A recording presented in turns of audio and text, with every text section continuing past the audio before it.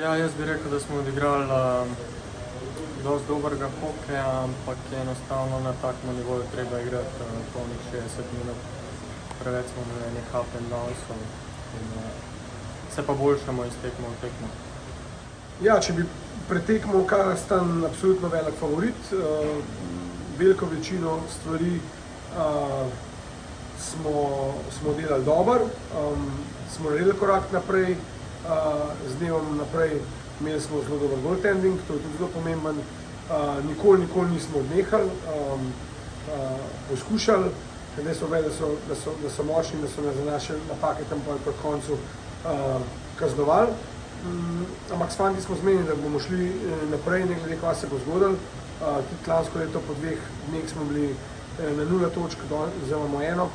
Tako da veliko pozitivnih stvari, pa še enkrat, še vedno bo treba skozi turnir napredovati pa izboljšati svojo igro. Danes smo še enega napadalca izgubili, pa smo pol skrajšali klub praktično na 3 napade. Nik Petrovič je končal s Krči, pa pol v overtimeu sploh ni mogel iti na let recimo.